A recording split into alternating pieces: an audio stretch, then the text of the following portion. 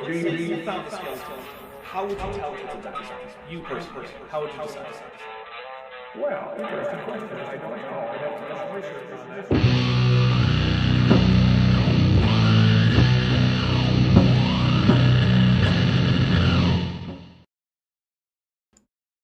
Hello, everyone. Welcome to Dapper Reacts. I am, of course, here with Vishanti and Kip, who is very quick to respond on Discord to all important messages and posts that tag him. Well, let's. Okay, so my Just Discord accept it. settings It's fine. are such that I have prioritized them. It's not that important. I mean, it's sort of important. There's other ones that I consider more important. So sometimes I miss things, but that's why you're here. Yeah, so I can directly message you to tell you to pay attention to Discord. Yes, exactly. Thank you. Yeah, that's okay. I would just like to say that this week I learned that there is a restaurant in Anaheim nearest to me that serves horchata French toast. Ooh, that sounds amazing. Is that so? Is that like it's soaked in the horchata instead of soaked in milk? Uh-huh. Oh. Wow. Oh yeah. Mm-hmm. And it's for brunch, and oh my god, I need it. Nice. Yeah. Horchata French toast. Today, and you guys learned this too as I came on this morning. Today, I actually learned this last night, but Dapper and Vish learned today that when people see ghosts, they never see a ghost's feet unless that person works in the fashion industry or is highly tuned in, like very attuned to high fashion, in which case they will see a ghost's feet. That's what we learned. I've heard that. Now, also, people are saying my mic is blown out. I'll try to lower it. Are you guys hearing my mic is blown out? You sound fine to me. No, you sound good. Sounds fine. Yeah, I haven't changed anything. It's the right mic. I don't know. Well, if it continues to be a problem, let me know, and I will try to fix it. Yeah. I don't know. I did check to see if it was the mic that I am usually using. It is. So yeah, I don't know. Audio is like, muffled now. Jeez. Wow, did they use, like, I'm looking at this picture here, Vish. Did they use? It looks like they use like a cinnamon swirl bread for their horchata French toast too. All right, well, I'll tell you what, guys. Vishanti and Kip, please let people know what we were talking about when we last left off with these guys, and I will go grab a different mic, and we'll see what how something that goes. Really stupid, and neither of us care to remember what it was, so we're just going to tell you what we were talking about in John chapter 20 yesterday. Yes, yes. Fuck grown up Beavis and Butthead. Yeah. Yes, it was. Tell us what we learned. Yeah. From John chapter so 20 yesterday we were on a stream with CJ Cornthwaite, who was very cool. Go subscribe. And we were discussing John chapter 20, which is the passage that includes, among other things, Thomas, the quote Doubting Thomas story, where he hears that, wow, Jesus is resurrected and people are seeing him. And he's like, yeah, that's not good enough. I'm going to actually need to like put my fingers in the nail holes and like stick my hand in his side. And then apparently, Jesus appears in the same room and he's like, oh, but the text never actually says that Thomas does stick his fingers in the nail holes and put his fingers in his side. He just sees Jesus and is like, oh, dude. And that's enough for him.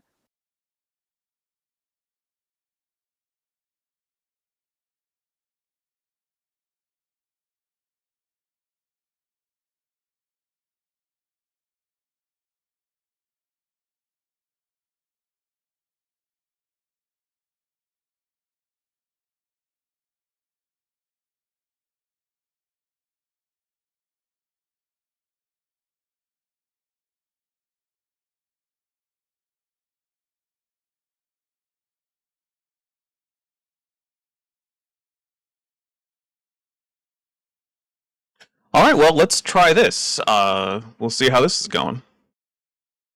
Can y'all hear me? Why can't I hear anyone now? Oh, this is great.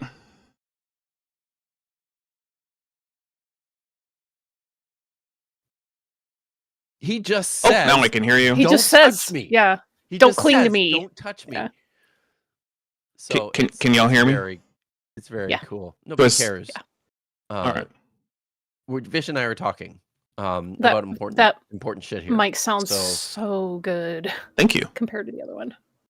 It does. I Like, I can't hear your room at all. It sounds like you're about to record Hey. a podcast, and that's Ooh, positive. that's good. I saw something in the chat here, and I have to say something about it. Okay. So, Marduk Spear, and he tagged you just so I would see this too. Hey, I'm currently doing courses under Doctors Mika Pajunen and Martti Nissinen at the University of Helsinki, which is awesome because I know both Mika and Martti. I don't know Martti as well as I know Mika, but Mika is like a friend. Like, Mika and I shared a flat in Kristiansand for over 3 months. Mika introduced me to one of my favorite Finnish metal bands, Amorphous.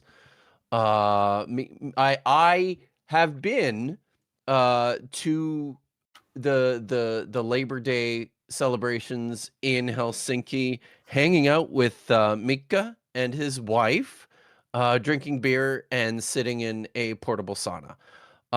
So Cool. please, Marduk Spear, send my regards to Mika because I haven't talked to him in a while, and tell him I miss him.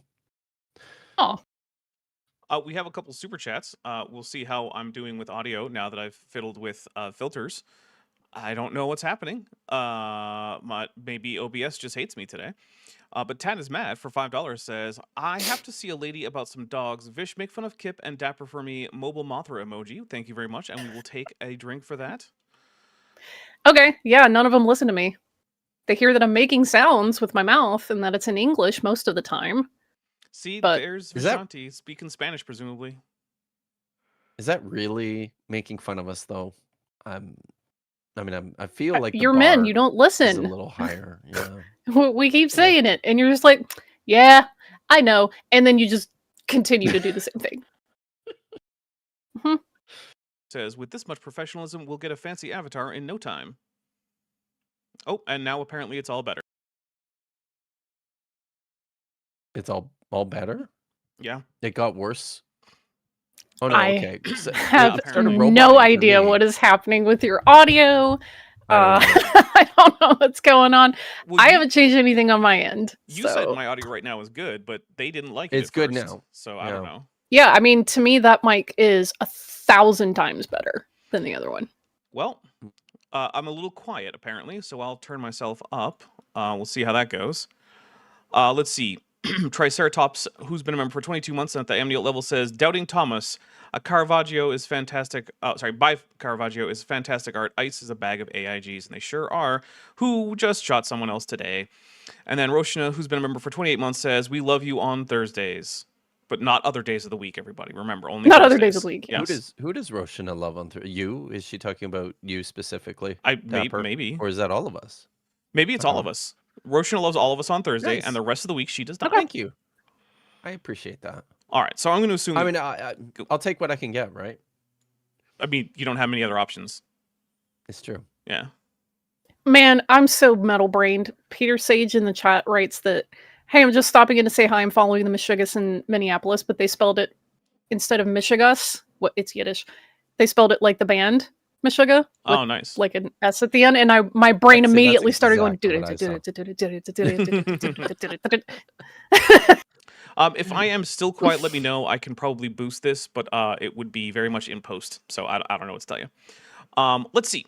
I'm assuming that you guys did not tell everyone where we were last time when we left off. No. Okay. We did, just not in depth. Well, yeah. So I don't know what that means, but I'm just gonna hit play anyway because does it actually matter that much? It matters No. not. No, not really. Nope. All right. So yeah, in case you guys don't know, this is Nick here up top. Nick runs the channel Signs and Wonders. Then there's his other guy, Fat Ass Dog, is what FAD stands for. And they're both AI bros, so that's fun. And they're also some of the broiest bros. In fact, they've said bro several times during this, just to make sure that we know that they're bros. I think that the FAD just stands for fuck ass dipshit. I mean, yeah, but there's our one. I heard it that time, Vishanti. You did, and it's because I front loaded it. If I had said it in the middle of the sentence, you would have caught it. Well, maybe not.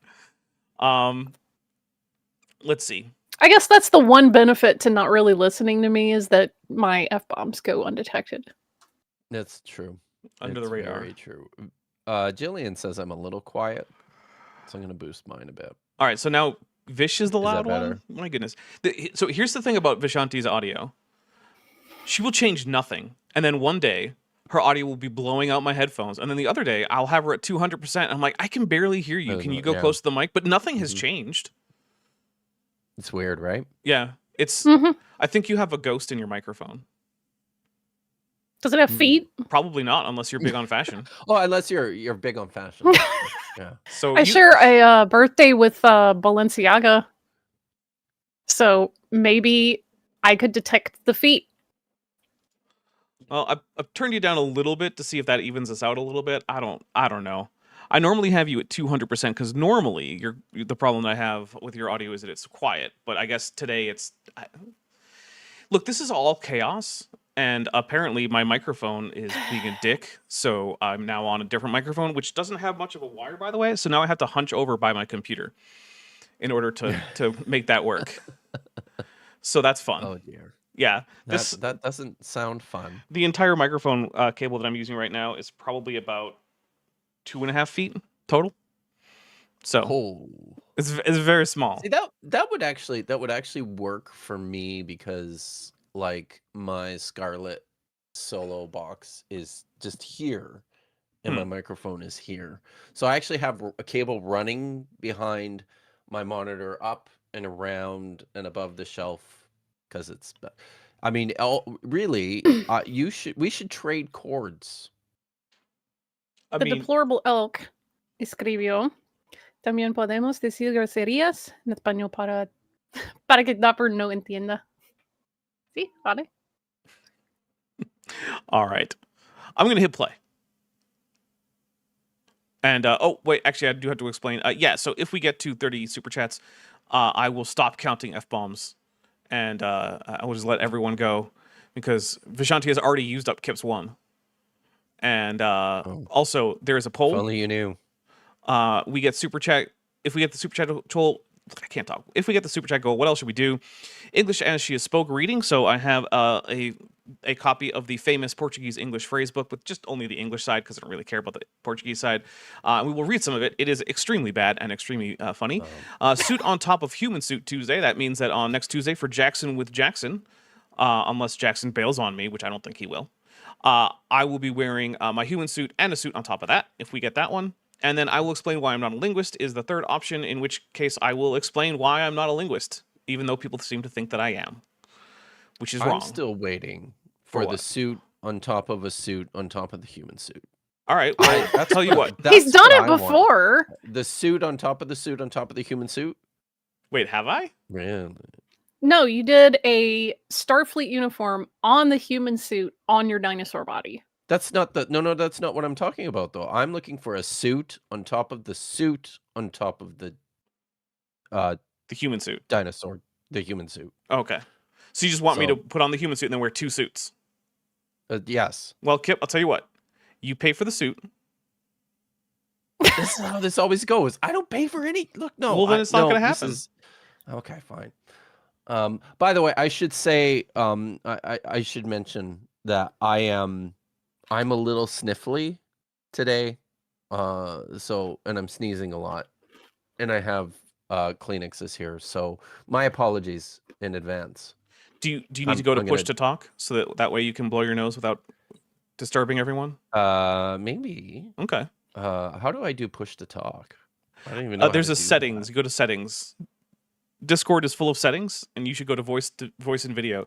In fact, actually, Kip, That's a good idea. I have probably told you to go to settings, voice, and video a few dozen times. You should just assume that anytime you need to do something with Discord, that's probably where you're going to have to go.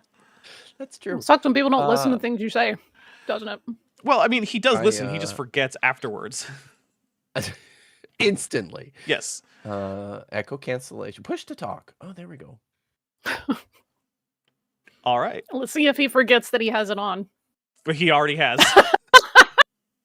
Amazing. God. Amazing. Yep. All right, well, I'm going to hit play while Kip figures out how to use push to talk. It's so stupid. I can't believe they actually Did believe nobody own those little Sprint phones? Apparently Just not. like glorified cell phone walkie-talkies? Yeah, I don't think I ever owned one. I also never really understood why you would want that. Like, I never really figured out, like, why is that better than a phone call? They were for the rugged working man on the job site. Who can't pick up a phone and make a phone call, but can pick up a phone to do a They fake want to walkie-talkie? use it like a walkie-talkie. Why?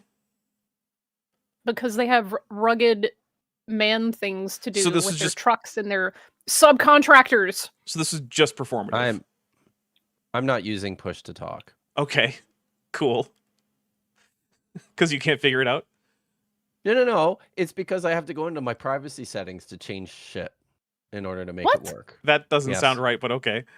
No. Gee, listen, I can read to you exactly what it says. No, here. it's fine. I No, said it's probably not, okay. because no, you didn't. That's not what you did. You said it was wrong. I said I feel like am- that's probably wrong, but that's okay. Megan Fox's giant boobs in Is- the chat writes, I'm 30, I didn't grow up with that. It's Also Megan I would Fox's say giant it boob's was for birthday. our parents. Millennials have like the boomer parents, and they Mhm. were really, really into that. Yeah, it was very strange. Yeah. I remember seeing the commercials and I was like, this is the dumbest thing I've ever seen. The little Yeah. chirp. Also, it's My Megan stepdad Fox. who- Oh, sorry. Did actual like truck driving, stuff for many years. Was for a very, very long time. It's also Megan Fox's giant boob's birthday. So happy birthday. Oh, it is? Yeah. Nice. Well, at least that's what Hamilton. they said. I assume that they're not lying to me. I don't see why you would. I guess just to get extra happy Feliz birthday wishes. cumpleaños, fellow Aquarius. Oh, and I share a birthday with there's an Australian and he keeps changing his name. We have the same birthday, and he may or may not appear in the chat, but we got this. And I did remember to give you a birthday present, even though your birthday is close to Christmas and everyone else forgets. Rip. I absolutely forgot. Yeah, Kip is a I'm bad sorry. friend. I am a bad friend. But after I discovered Mhm. that it was your birthday, I went to my calendar and I made sure to mark it. Oh, for next year? Okay. You know, Well, here's the thing, Because and I know a lot of the other Aquarians in the chat will back this up. If you follow people who keep track of birthdays, and they'll always start sometime in February, March, and hey, this month's birthdays are so and so and so and so. They'll always conveniently forget when it comes back around. yeah, And that's kind of our life. Hmm. that's why my June is a son- better birth I month. think what is Aquarius? What is the range for that? Around January 20th to about February 19th-ish. Give or Yeah, take a day on see. each side. Oh man, this explains so much because my wife, my son, and my mother are all in that range, and I mean, I always remembered my wife's birthday because it was Groundhog Day, but my son's birthday is the next day. Yeah. What? And I very often, people forget his birthday all the time, and he's always very much, yeah, it's okay, it's fine, it's all right. We just Okay. look, it hurts when you're a little kid, and then you just kind of go, all right. Christ, tell that quit to my caring. mother. In because conclusion, I'm a good friend, if and I Kip is a ever bad friend. Forget my no, be quiet. If I ever forget my mother's birthday, it's bad, very bad. That does sound Yeah, bad. you shouldn't forget your mom's birthday. You know who Doesn't would matter when it forget is. Kip's mom's birthday is Nick here. Who what? Nick. where we Nick came doesn't from. We forget. all lived like this, and then they're actually Okay. teaching kids this, dude. They teach kids that the Bible. Yes, they're teaching kids science. Oh, by the way, you guys saw that, right? I posted it in the chat. What it says. What is the Do you see that?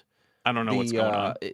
In the chat, I posted a screen cap of my settings when I go to turn on push to talk. Yeah, You can enable access and privacy settings. Okay. Bible's a joke, Sorry, and it's a fairy never tale. believe me. But this, Okay, so look, I will admit, I did not go to public high school. I went to a Catholic high school where I was definitely not taught that the Bible was a joke or a fairy tale. But again, it was Catholic high school. So maybe people in public high schools are being taught that the Bible is a joke and a fairy tale. Kip, did you go to a public high school? I went to public high school. All right, but it was in Canada, so does it count? It's better. Oh, okay. Much better. So so maybe it doesn't count. I don't know if it's Oh better. man. It probably doesn't. So, well, how about Michael Fox in the chat says I'm no contact with my parents, so I don't have to remember their birthdays. I went no contact with my dad, but I still remember when his birthday is because it's July 4th. Yeah, it's hard to forget that one. That's tough, right? Yeah. So oh well. But so I will say though, I went to public high school in a city where like there are a high number of Bible believing evangelical type Christians. It's the kind of place where, you know, these sorts of things people have no choice but to kind of take seriously. So but even in my high school there was, you know, some deference, but yeah, not ridicule or I any of remember that my, sort of thing. I think 10th or 11th grade high school science teacher. She was teaching us biology. She was an ardent like science proponent. She did not put up with young Earth creationist crap. I found a Kent Hovind-esque book someone had apparently left on her shelf in her room. I was like, "Oh, hey, where did you get this?" Because I was just getting duped by young Earth creationism at the time. She was like, "I don't want that in my room. Take it. I don't want it. Get rid of it." Wow, And at the you got time, a I was like, free Kent "Oh, I don't Hovind? understand." And now I look back on that and I'm like, Yeah, no, that was the right call. Yeah. "What a But G." also- She was a real one. Right? Saying get rid of Kent Hovind is not the same thing as ridiculing the Bible. It sure Mhm. isn't. So I'm just going to go ahead and say that unless someone here has reports of the Bible being ridiculed in their public school, that's She was a, largely not you a thing know, that happens. Bible believing Christian. That is Yeah. She did not not something put up with that that BS. happened Yeah. anywhere in any of my classes. By the way, I did not take biology in high school specifically because it was the thing as a kid growing up in a Baptist church that you didn't do, right? Kids in my Baptist church did not take biology because of all the evolution. So I ended up taking Too bad you had physics to. and You like, skipped out on the seriously, sex ed then.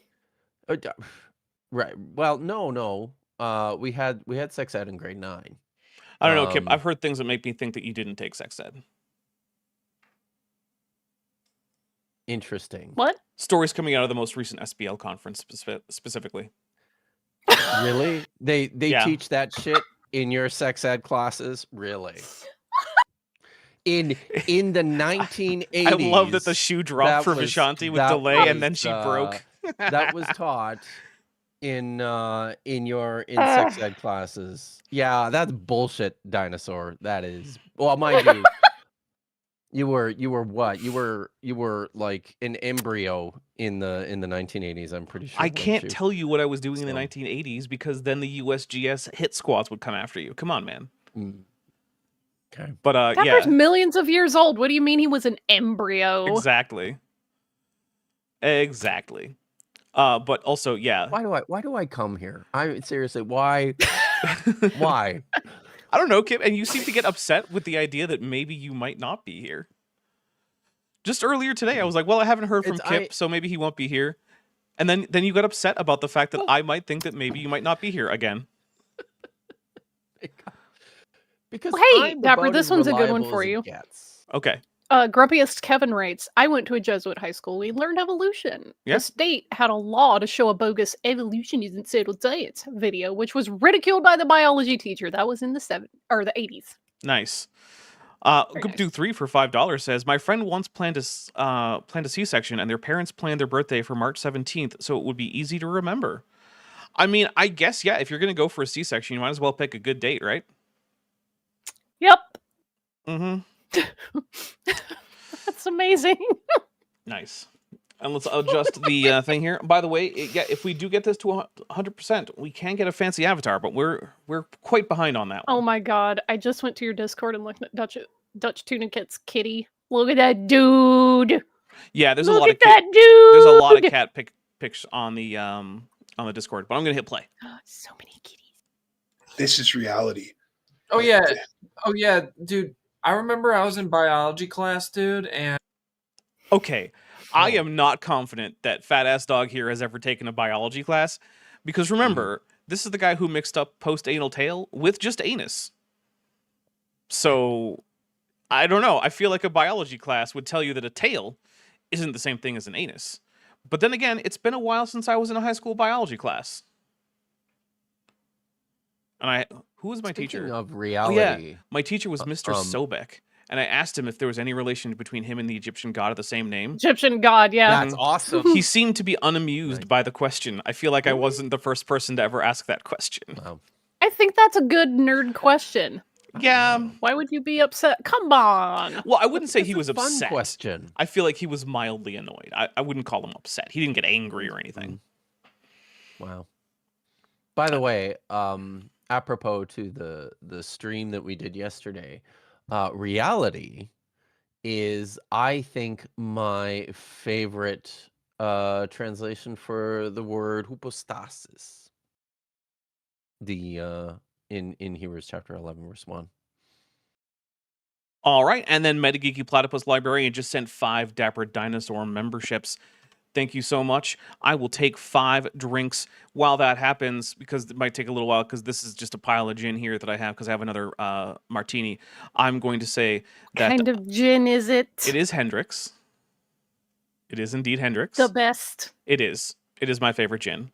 Yeah. So good. It's certainly at least the best I've had. I guess there could be a better gin out there, but if there is, I haven't had it. So, but what I'm going to say is, I think Vishanti should tell us which author writes Doctor Strange the best. Oh my god.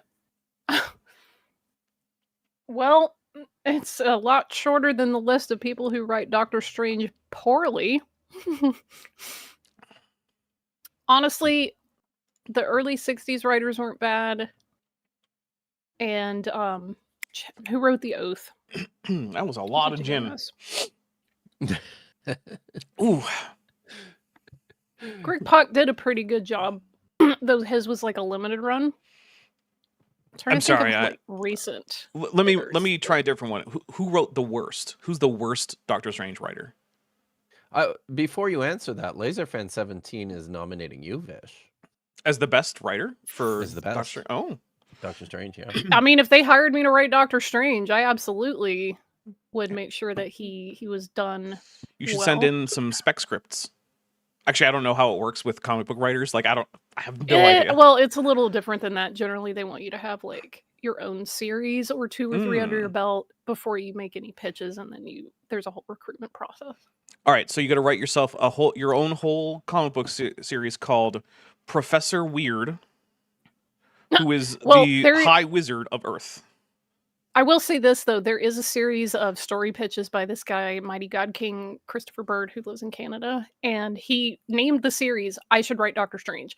And every single pitch is just a banger. And some of his reads on things has become like my personal like headcanon for Doctor Strange. Like the way he explains how magic works, the way that Dracula would be written, like, it's so good. The way that he treats Dormammu. He should never be just an annoyance. Like, oh no, it's Dormammu again. No, Dormammu should be, oh shit, oh shit, oh shit, oh shit, oh shit, shit, shit, shit, shit, shit, shit. That's how you should react. That's how Doc should react. And, but yeah, the worst by far Doctor Strange writer of all time, Oh God, what's Kelly's husband's name? While you work on that, I'll read this from Metageeky Platypus Librarian, who's been a member for 15 months at the Tetrapod Matt Fraction. level.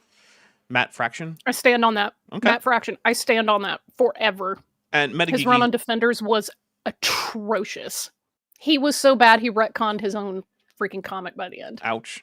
of that run. Metageeky says, not Ouch. feeling witty, so take memberships with a Godzilla. And I took a drink for that Godzilla. Thank you very much. All right. I'm It going to have was to so start bad. asking Vishanti easier questions for when I need to take a whole bunch of drinks. I mean, I'll talk to you about Doctor Strange stuff, but Well, but I had to memory hole that run because it was Fair. so bad. I remember Marvel had their summit where they do like their yearly pitches and storylines and all that stuff. And they were like, "Hey, Matt Fraction, you're going to write Defenders." He's like, "But I've never read Doctor Strange before." And they're like, "Hey, you're going to write Defenders." And he was like, "Okay." And his research, he told us this in an interview himself of his own free will. His research was watching old James Spader movies. You know what? I don't feel like I need to comment on that. I'm just going to hit play because I don't know what I would add to that. Uh-huh. And they were talking shit about the church and Who was Who? talking shit Who's- about the who church? The was science talking teachers shit were about talking the- shit about the church? Really? Yeah. I don't remember this. That's so, okay, 100% believable. creationists, if you ever watch this, and I know sometimes creationists watch my show, I need you to understand something. The fact that your beliefs contradict verifiable scientific facts and that schools teach those scientific facts is not an attack on the Bible. It's not an attack on the church. It's not even an attack on you personally. But that's how it's going to be as long as you maintain beliefs that are at odds with very, very easily verifiable facts about reality.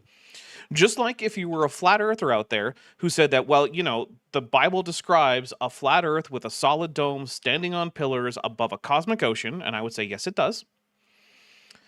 That doesn't mean that the, you know, geography class is trashing the Bible when they teach you about, you know, the globe. That's just not what's happening. Right. Sorry. I'm going to be really charitable here and suggest that what he's talking about is this idea that when teachers teach science, quite often that gets set as in terms of the history of science, in a contradistinction against the operative theology of the church That has through the that Middle can Ages happen, and yeah. how that was overturned. And I don't like it when that in, happens. No, of course. That's inappropriate. Yep. So let's say, but that absolutely has happened. It probably does happen. So let's pretend that's what he's talking about. Princess Probably isn't. Censored Dinosaur Michigan for 250 Polish zloty says, late because of neuropsychology lectures, first ones after dropping out from university because of burnout 4 years ago. I was very surprised that it actually seems doable now. Just a single course, not undergrad, but I'm excited. Here's to learning. Well, first of all, congratulations. Cheers to that. Cheers That to is that. Yeah. awesome. Yeah. Look, there's actually Deeply relatable. I want to give cheers for two different things. One is, look, burnout is real, and you taking a break was probably a good thing for your health overall. So I want to applaud you for realizing that maybe this wasn't the right time for you to be doing that, and that's okay. And you know what? Congrats on realizing that you need to take care of yourself, because boy, some people don't. And I'm not trying to say that they're bad for doing that, because it's hard to do psychologically. A lot of times it requires a support network to realize, you know, what's going on. But also, congratulations on getting back to it, because I am sure it took a lot to just psychologically get back there. And also, learning is great. So, you know what? That is some I can awesome say, news.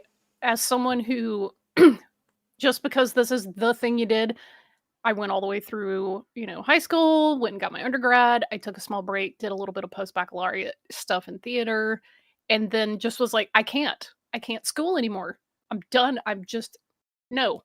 I took many years off, and then as an adult, I came back and started taking like one-off classes and non-matriculated things, and I was such a better student. I had more energy. I knew how to focus. I understood how I learned, which is something they don't teach you how to learn. You kind of have to figure it out on your own.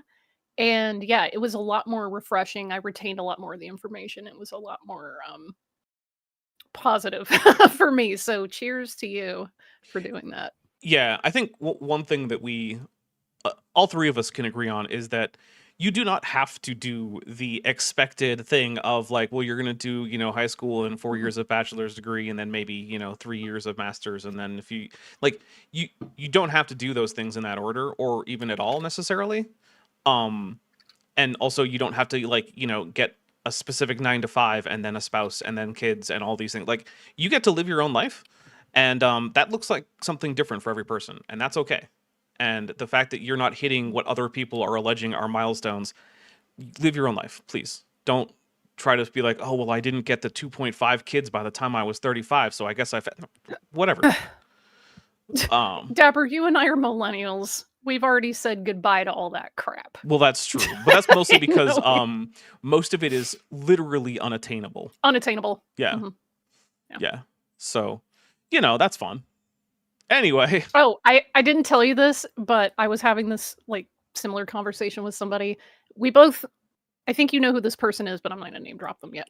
We were talking and I said something about like, yeah, I'm a millennial. I've given up the dream of home ownership. That's just not attainable. It's all just gonna be like, how do I survive? And their response was, well, I mean, I'm a millennial too, and I just bought a house in this like kind of nice part of town. And I'm thinking, bro, you make films for a living. We're not the same. That's not a comparable thing. Yeah, that's...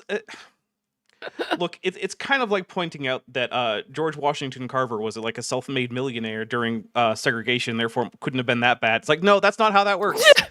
That's not how that works at all. There are always exceptions to the general rule of it's shit for this group of people. I just got like a $2 million loan from my parents to start a business, and now I'm like super rich. Not the same. Man, I would have liked one of those $2 million loans. That would be great. Seriously.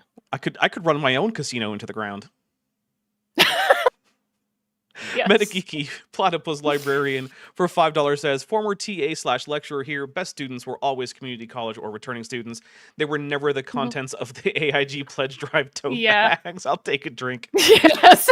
Yeah. Look. Well, that's also the thing I noticed is when people would take private lessons from me when I taught music, they were always more engaged because you're there because you want to be. Yeah. Right. Yeah. No one's forcing a lot you. of the time you're not in school because you want to be. It's because you have to be, and that changes how you learn and it changes how you show up. So yeah, when I got my bachelor's degree, I was what they called a non-traditional student in that I was significantly older than everyone else because I was coming out of the Navy.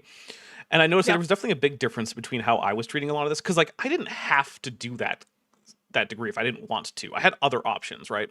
I could have not done a degree if I didn't want to do one. You're there because you want to be. Right.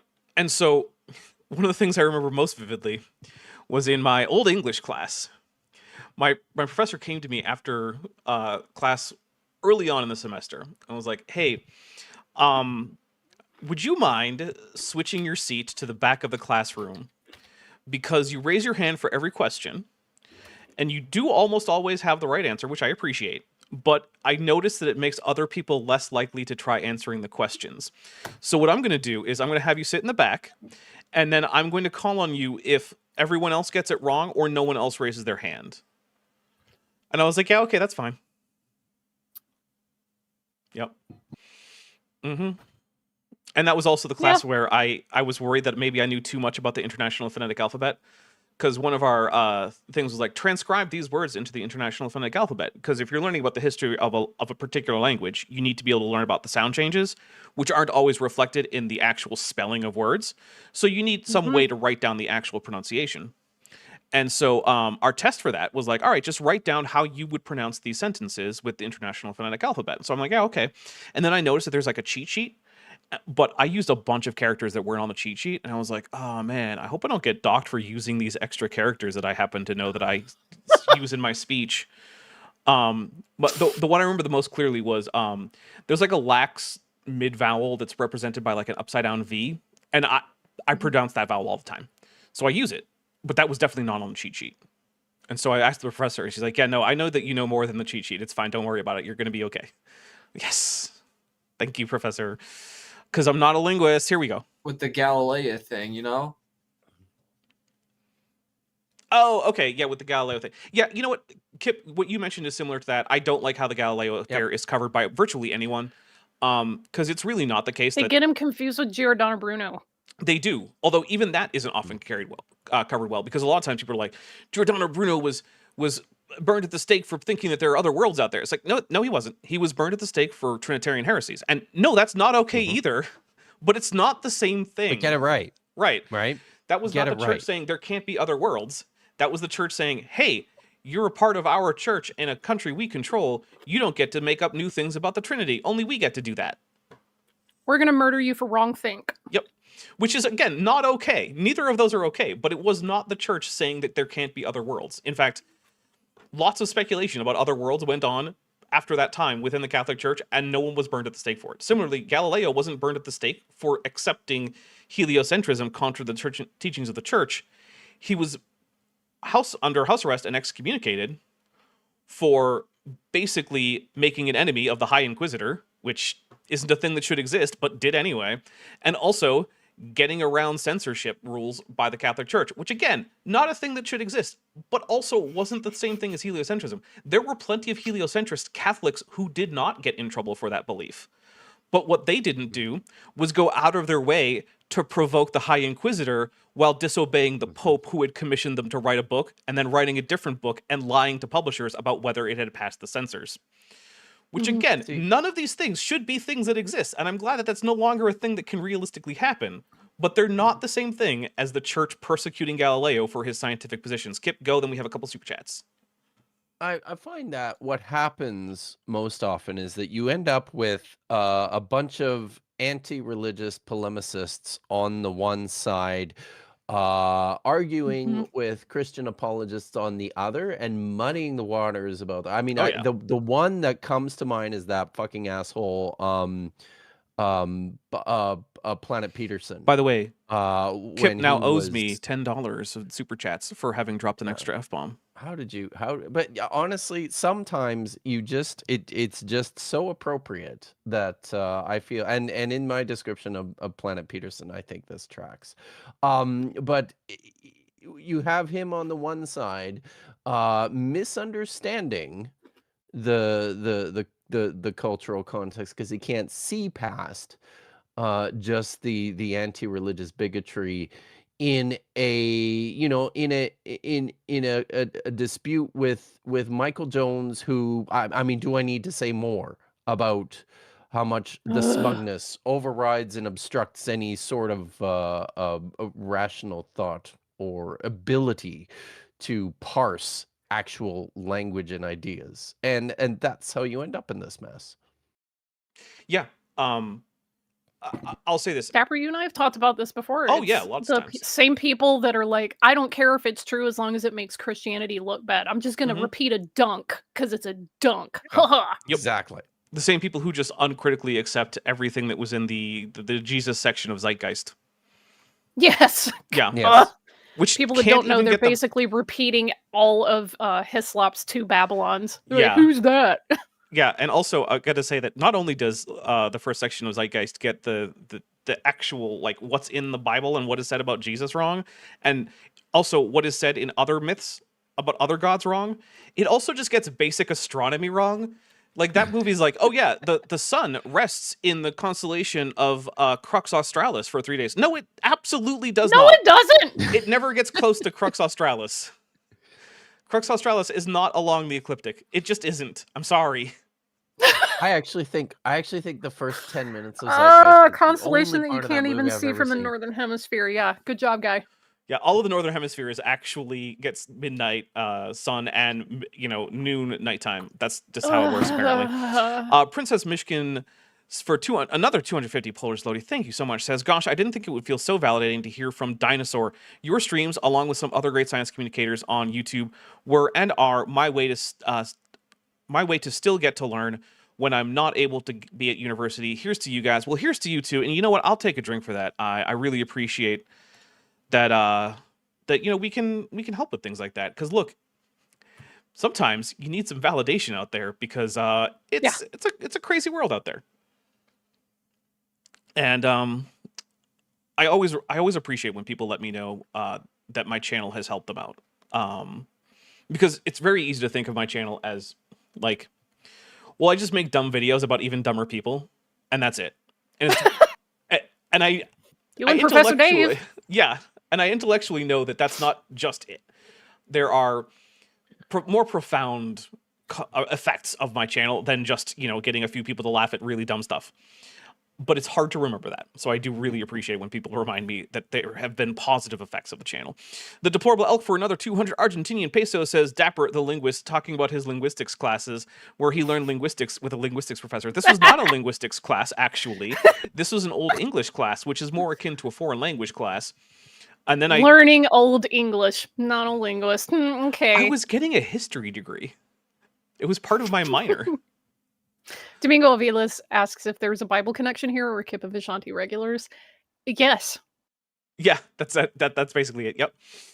The Deplorable Elk for 500 Argentinian pesos says, in my last D&D sesh, one player was a Dwergar, not Dwergar apparently, and asked what that meant. I said she was many dwarfs in a trench coat, since Dwergar is plural. And then she said, well, this is why I have linguist friends, and I guess that's where what Dap feels every day. Yeah. Yeah. Also, the Dwergar, which is how I'm going to pronounce it, because that's how virtually everyone in the Anglosphere pronounces that word, and how it's spelled. It's part of that trope in D&D that I really feel like they need to move away from, which is like, oh, this is a former slave species. Like, okay, guys, that doesn't need to be the background for everybody. Like, you can have a different background. Like, that doesn't have to be everybody's background. Like, that's the background for the Gith, both the Gith Yankee and the Gith Zerai. It's the background for the Dwergar. It's the background for the, or at least it was the background for the Hadozi back when they decided that minstrel show monkey people was a good idea for D&D. Like, and also maybe have a theme for bad guys that isn't just slaves, right? Like the Drow take slaves, the Mind Flayers take slaves, the freaking Giants take slaves. Like, guys, do a different thing. Do a different thing.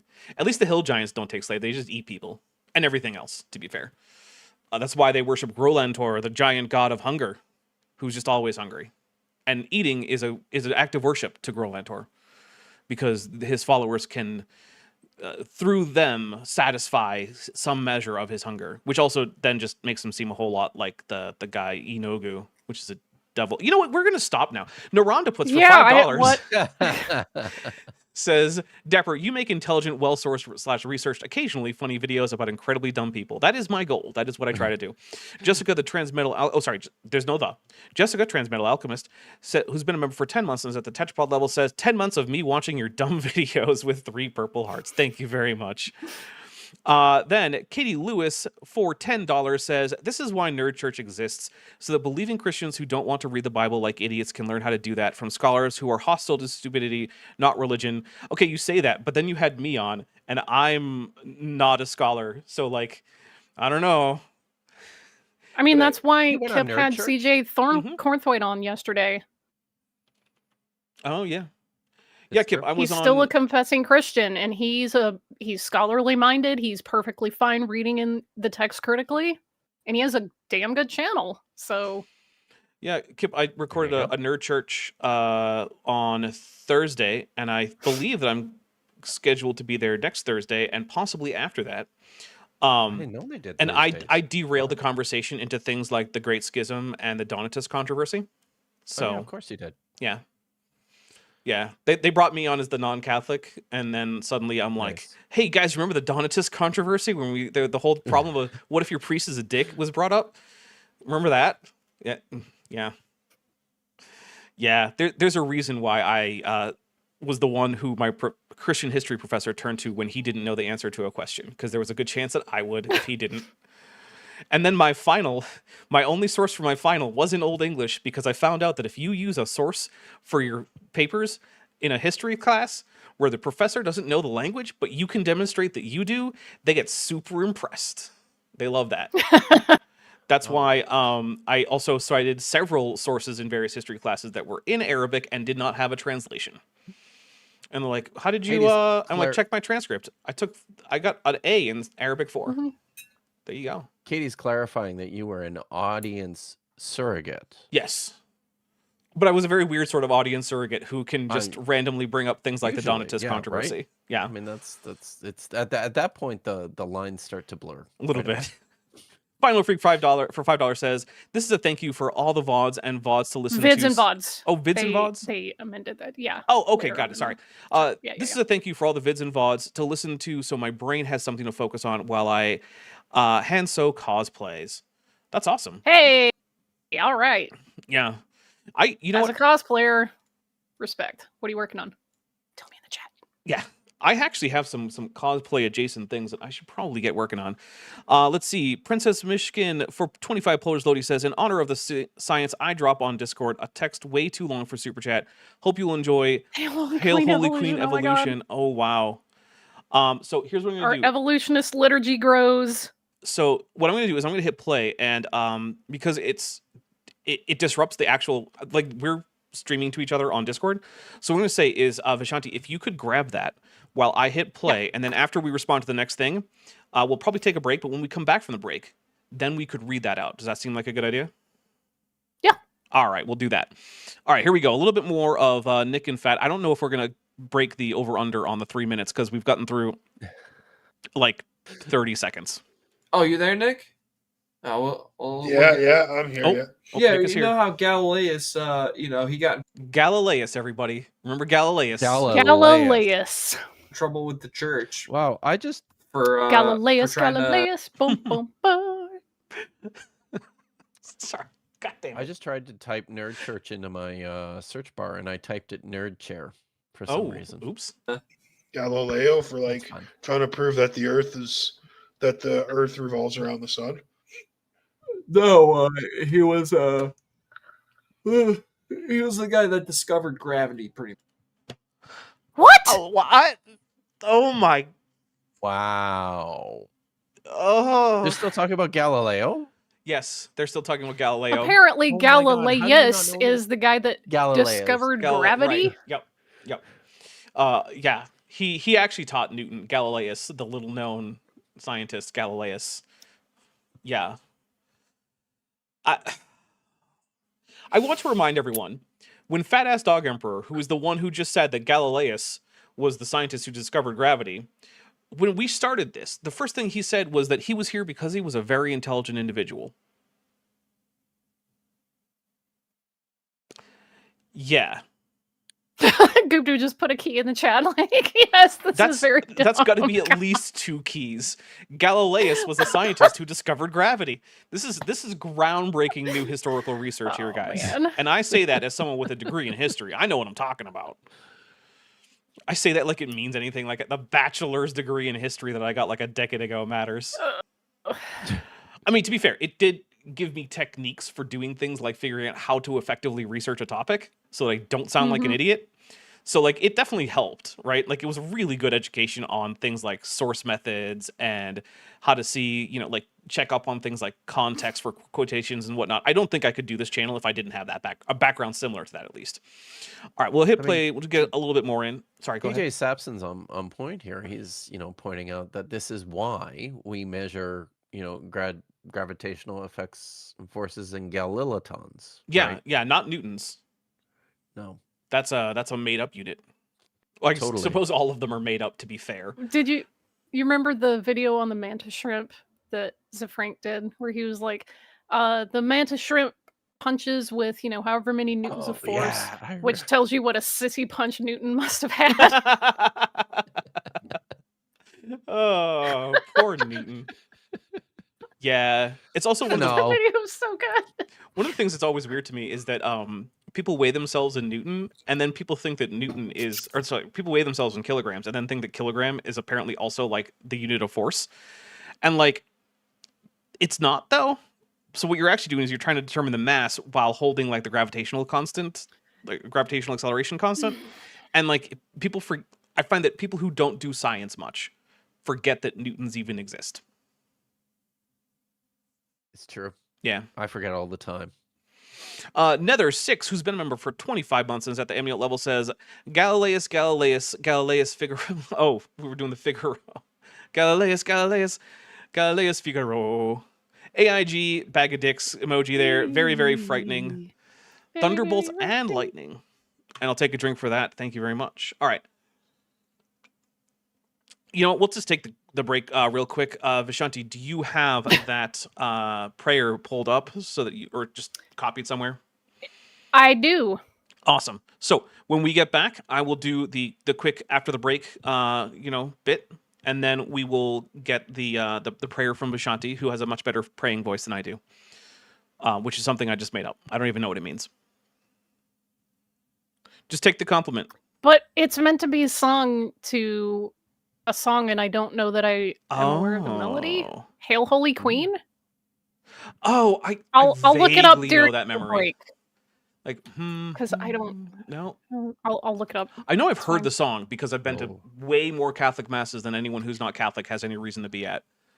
To be fair, I mean that's what happens when all your cousins are Catholic. The first one that comes up is from Sister Act. Hey, maybe I do know it. That's going to be the right melody, though. I'm pretty sure that when Sister Act did Hail Holy Queen, they did the right melody. Okay, I'm just gonna look it up. It's fine. All right. So yeah, we will be back after this quick break.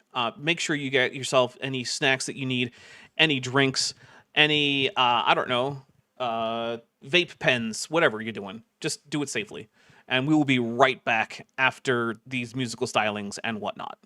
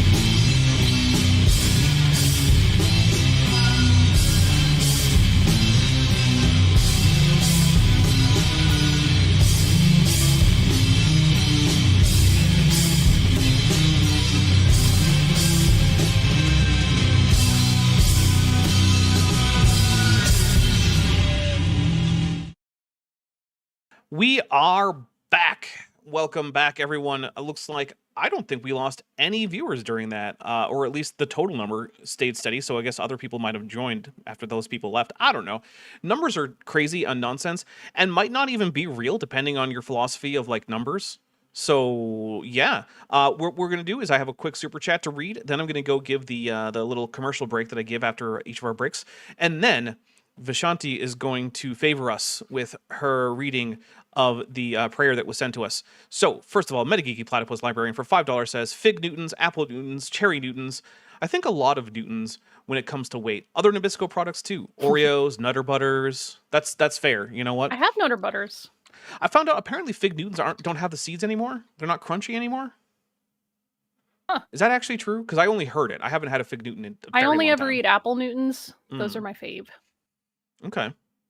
Well, apparently it has something to do with like switching which from like a fertilized fig to like a non-fertilized cultivar that doesn't have to be fertilized to form the fig, and therefore it never actually forms seeds, which also means you're guaranteed not to eat a wasp inside your Fig Newton. Because if you eat fertilized figs, they usually have a wasp in them. The fig wasp. It's very, very small. I'm going to just go cry blood now. Because you didn't know about fig wasps.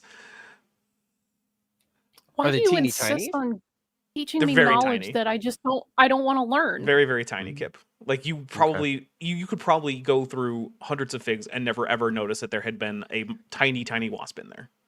Probably similar to we used to have. When I was in grad school. Are I you worked about at to reveal the existence of greenhouse. things in food that I don't need to know what there is there? Because if the answer is yes, No, I am not. I am not. I used to work at a greenhouse where Okay. when I was in grad school, where we sold cut flowers, and in order to control the aphid population, we introduced these wasps into the greenhouse that were like teeny little tiny guys, why do we that, keep talking about wasps? and they ate all the aphids. We could talk about bees, but those are also wasps. Are So they are really? so I are like ants. bees. Ants are also wasps. I knew ants were, but Yeah. why? So what? Wow. So is that part of so is it because remember I didn't take biology. Well, I Right. did take it in university, but I forgot most of it. course. But so wasp is the higher order. Yeah, and so then- it turns out that wasp, if wasp is going to mean something that correlates to an actual taxon in biology, then the only thing that actually includes all the wasps is basically like the entire order of Hymenoptera, which also includes bees and ants. So there are things that we call wasps that are more closely related to bees than they are to most other wasps, and also things that we call wasps that are more closely related to ants than they are to most other wasps. So if wasp is going to mean something scientifically, it just has to mean Hymenoptera more or less. Whereas on the other hand, because it's just a common term, it doesn't actually mean that you have to consider bees and ants wasps. You just have to know that wasp is not a term that corresponds to anything scientifically, if that's how you're going to do it, which is how most people do it. I have another question. Is there a difference between wasps and hornets? I've never. Hornets been clear are a on this. group of wasps. Okay. Yep. So just like bees are a group of wasps, so are hornets. Yeah. All right. Yep.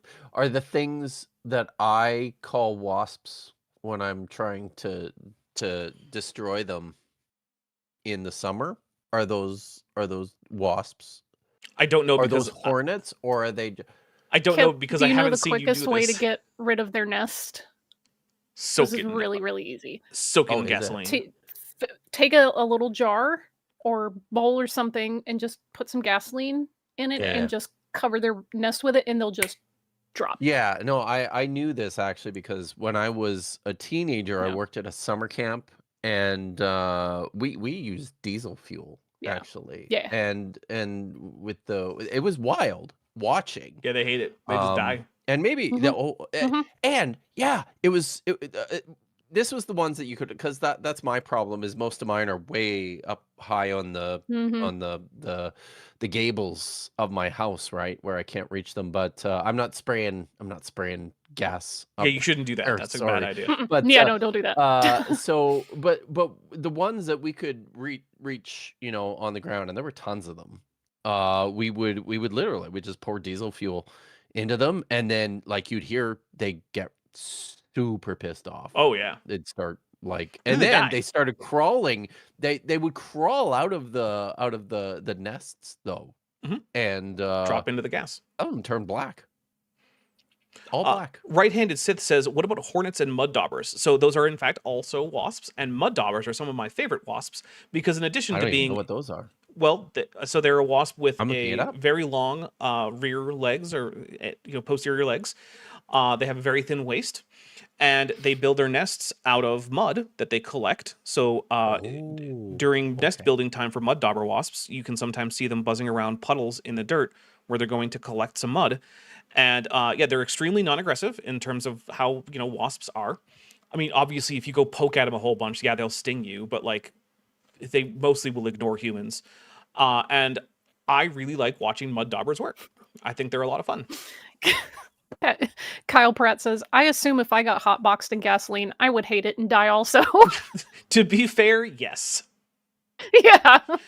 Actually, there was a time when I accidentally inhaled way too much diesel fuel while I was in the Navy because it turns out that the Navy likes to have really tight control over hazardous material, which makes sense. But it's so tight that most of the time, the path of least resistance to get the hazardous material you need is to do it outside of official channels. And we needed to paint some stuff. And the paint, some of the paint that we were using was oil-based paint, which did not dissolve in water. So we needed something like a paint thinner that was going to dissolve the paint. And if we actually wanted to go through the normal channels to get the actual paint thinner from the supply department, it would have taken us longer than we had to get the painting done. However, jet fuel comes in pipes with sample valves all over the ship, and it will dissolve that paint just fine. So we stole a bunch of jet fuel, and then I was tasked with cleaning off one of the brushes, and I inhaled way too many of those fumes without noticing because it happened over a long time. And then someone came by and said, "Hey, you've been washing brushes for like 2 hours. Are you okay?" And I said, "Really?" And they're like, "Yeah, maybe you should go get some fresh air." So I went to the fantail, and then I got the worst headache of my life because I was coming down from jet fuel fumes. So I do not recommend doing that. And I was not doing that with the intent of getting high and then having a horrible headache, but that's what ended up happening, and I hated it. If there's any Southerners in the chat, do you also know them as dirt daubers? Oh. That's how I've never heard of mud daubers to my knowledge, but I do know what dirt daubers are. So I didn't know there was regional variation in that one. Interesting. I mean, this is the same thing like whenever I think I was an adult when I learned that fireflies are just what non-Southerners call lightning bugs. Yeah, same things. Like I just thought that they were two totally different. I mean, there's probably different species, but yeah. So I'm like, look, lightning bugs, and someone's like, "What the hell is a lightning bug?" Like, the other that's one what is these are. They're like, "Oh, fireflies." Woodlouse. Those things have more words for them than anything, or roly-polies, or pill bugs, woodlice. Those little guys. They're isopods. They're terrestrial isopods. Okay. I'm already getting one. Dave the Credible says dirt dauber. Okay. Okay. All right. So there's at least one person. What we're going to do is I'm going to go through the commercial thing real quick. Then we're going to get that prayer from Vishanti, and then we'll head on to Nick and Fad being colossal morons. All right. So I'm going to munch on peanut butter pretzels. That sounds great. Yummy. So if you are enjoying this and you are wondering how to support this channel, because this channel is almost entirely dependent on the direct support of viewers, there are a few great ways. One is the Patreon. The other is the membership. The Patreon starts at $1 a month. The membership starts at $1.99 a month. You can get a 15% discount for going annual on the Patreon. Let's see. The deplorable elk for 100 Argentinian pesos says, "Don't be silly, Dapper. Jet fuel can't melt paint. Busted painting day." Hashtag busted paint. Oh, all right. So yeah, both of those get Oh, you. wait. Atomic Swirl says you can't trust Southerners. They call flying cockroaches palmetto bugs. Excuse. So yeah, they both give you access, both the Patreon and the membership give you access to my Discord. They also give you access to early access, which there was just a video that went up for early access like yesterday, and then again yesterday, and also probably again later because I keep somehow screwing it up a little bit. And I really, really hate that, but it's okay. It's fine. It'll be good. Anyway, yeah, those get you that. The Discord is great. There's lots of cat pictures, and it's a generally supportive community, and there is not too much conflict in there. Vishanti, I feel like you need to say things. Teacher. Yes. Teacher. Mhm. Okay. Kyle Pratt writes, wood lice are roly-polies? Yeah, it's the same thing. What? Yeah, and pill bugs, the same thing. They're all the same animals. Wood lice are roly-polies. Yeah. And they're also not actually lice. Like, they're not going to infect your hair or anything. Yeah. Interesting. Today I learned. Today has been a day of revelations. It's been a good weekend for learning things. Yeah, even things you Wow. didn't want to learn, like about fig wasps Talking about yesterday. And ghosts. Dapper, gosh. and ghosts. Mhm. So, yes, if you want to join the Patreon, there's a link in the description. You can get a 50% discount if you go annual there. If you want to join the channel memberships, there's a join button.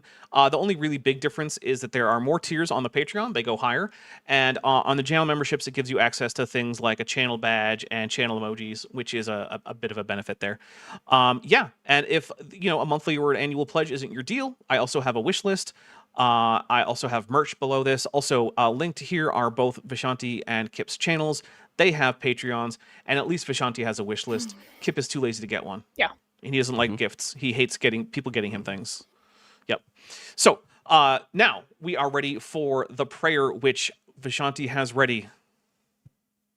Yes, okay, and then I'm going to read something by people in the chat. Okay. Okay. I don't want to sing this because I'm not familiar enough with the melody, and I'm not one of the people that can just hear melody once and repeat it usually, so We're and getting I'm this. also Only Maddie not worked doing here. Mozart's version of No? this melody because his is very extra because it's Mozart. You're going to do the William Shatner version. So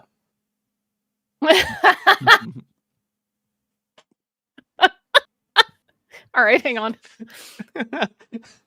That's the second time I've broke Vishanti today. Okay. Hail evolution, mother species. Our life, our fitness, and our change. To thee we do cry. Poor banished children, products of genes, to thee do we owe all our traits. Mutating. Hoping that our alleles are fit. You then, most gracious theory, our eyes complexity gave us, and after this survival and adaptation, you gave us fruit of thy womb genome. Oh, selection. Oh, reproduction. Oh, evolution. Select us and don't let us extinct so we may keep adapting to the pressures of our niche. Darwin. Excellent. Excellent. The fruit of your womb genome, that got me. That was good. Yes. That was excellent. Also, Jillian Wren is absolutely obliterating me in the chat. Maybe Kip would like it if someone gave him dice. I know. I failed. Okay. I failed colossally. All right. Failed. But here's one thing I want to say. Kip has already also been offered a full set of RPG dice by both Maddie and Zerolon. So really all he has They to have do some is get his kicking address around. to them. And Literally had those dice in my backpack that was on my person every day of SBL. next year. Out of sight, out of mind. Yeah. Where is it next year? Next year. Or Denver. maybe Next year in Denver. Maybe we'll see each other sooner than that. It's possible. Okay. It's possible. All Are right, you I'm a hit going play. to Disneyland or I think I'm gonna do some traveling. And you're choosing Okay. the Sold the United house. States as one of your destinations. right? Geez, now in this Are economy. you also going to go to Iran, maybe? I don't know. Maybe Go to Maybe. Yemen? Israel. Israel? Yeah, go to Israel. Yeah. Mm-hmm. Okay. Oh, Go to I'm just but if just you going are to close visit enough to where we all can the hang out, countries go to North Korea. I'm just gonna visit all the Board of Peace countries. Oh, okay. all right. Okay. Yeah, if you come down to the United States and you're close enough to where we can hang out, we have to eat hot chicken and tacos. Okay. Hmm. All right. I am going to hit play. Ooh, Katie Lewis also adds "Poor Children of Mitochondrial Eve" would be good. Ooh, that is nice. I'm gonna copy that in. Eventually, we will have enough Darwin prayers to have an entire Darwinist mass. It'll be great. Yep. What comes up, what must come That sounds down. great. I'm And then he spread his teachings throughout the church. But Wait, are they challenging the? They're- Are they? I don't- Are they challenging gravity at this point? I don't know. Is that? I don't know, but Oh my god, I completely. I also want forgot to point read. out that according to this, Galileo discovered gravity and then spreaded his teachings around the church. This is our very intelligent individual, everybody. There's one, yeah, Wow. and they wanted us to back it up So- with science, but there's one thing This is we the thing that I though. forgot to read to you, Dapper. Sable Eagle in chat. Chemistry class, A level. Demonstration of polar liquids being attracted to a statically charged rod while non-polar liquids aren't. We learned that nitrobenzene smells just like marzipan. And then I learned that Oh. it makes teenagers act like they're very drunk. And then I sat on the windowsill between two open windows and watched those teens debilitating hangovers. Yeah, here's the thing. Don't huff things because it's first of all, it's very unhealthy. Second, the high is not that good. And third, it's a horrible come down. Just don't do it. There's no upsides. Almost anything that you do to have fun is going to be a better idea than huffing. Don't huff. What are we huffing? Nothing. That's the point. It's like he wasn't even listening. I was Yeah, it busy kinda sucks, doesn't it? munching, Yeah. Can't listen and chew at the same time. Nope. Typical It's too much Taurus. brain. Kip also can't walk and chew No, gum. it's not that they're got- it's not that. It's that they're so consumed with the tactile pleasure of eating. It is an experience for them that they're like nothing else matters right now. Fair. They forgot that They forgot that during Galileo's trial, he was trying to use the Bible to prove his science was real. He wasn't though. So what actually happened in the Galileo trial that was not about gravity, by the way, and it also wasn't really about heliocentrism, but what it was that as evidence against him, the Inquisition brought up letters in which he had claimed that various things about the sun moving versus the earth that were in the Bible were within the realm of verses that the Catholic Church was allowing private interpretation to be valid in that area, as long as it didn't go outside the bounds of the dogmas of the Catholic Church. And Bellarmine, the head inquisitor, disagreed and thought that the interpretation of those verses was in fact not subject to personal interpretation, and that they had to be in line with his particular interpretation, which of course he identified with the church's interpretation, which included geocentrism. So it was not Galileo saying, look, the Bible says I'm right, because it doesn't. It was him saying, I can interpret these verses in a way that is not contradictory with my ideas about how the universe works. It's not the same thing. See, I was imagining in my head how that would go if Galileo had actually attempted to mount Right, like arguments which from the verse would you Bible use for in favor of Right. Exactly. of heliocentrism? heliocentrism? Or Yeah. gravity for that Because matter. Galileo, Or gravity, I think he was right? more interested in math. Yeah. Not Although- a lot of math in the Bible. Yeah, and There's also a little, despite that, but it's not a lot. his math was actually not as good at predicting the positions of the planets as the standard Aristotelian model was with the added epicycles, which is one of the problems that he ran into, because he was assuming circular orbits, and it turns out that while the orbits of all the planets are close to circular, they're not actually circular, and the epicycles that had already been added into the Aristotelian model had actually already accounted for this unknowingly, obviously, but the math worked out. Yeah. And so one of the problems he had was that he just made worse predictions than the rest of the astronomy field who were still using the Aristotelian model. And so when it comes down to like doing science, his predictions weren't as good. So he was rightfully being rejected at the time because he couldn't get the predictions right. It took more scientists doing better math and rejecting the necessity that the heavens move in circles to get better math and better predictions than the Aristotelian model. So he was Galileo was both a dick and also not as well evidenced as he thought he was. That's a good quote. Galileo was a dick. He was. Have you ever read anything from him? The guy had so many enemies for good reason. He was an He had so many asshole. ops. He really did, and he deserved it. He was Like, a no wonder. dick. He did not deserve getting house arrest and excommunicated, but he definitely deserved having a lot of people who didn't like him. He was not a likable fellow. The deplorable elk I for got 200 enemies, got a Argentinian lot of pesos says, "What if Galileo's surname is actually an entry on the Latin dictionary Galileus Galilei?" Second declension. Oh, so a second declension and not fourth.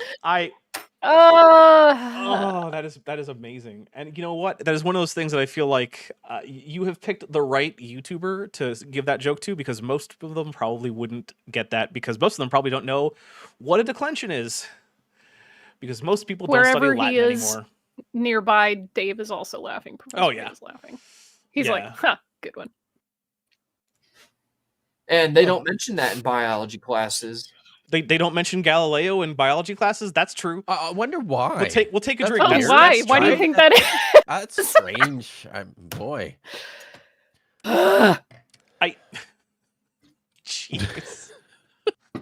They also Oh, and generally Victoria don't mention Macarios Einstein. in the chat is saying, wasn't there a bit about pie in the Bible? Well, they're Kind they're of. giving measurements No. for how to build a type of bowl, and they're calculating like the distance between like the inner rim and the outer rim, which is fine.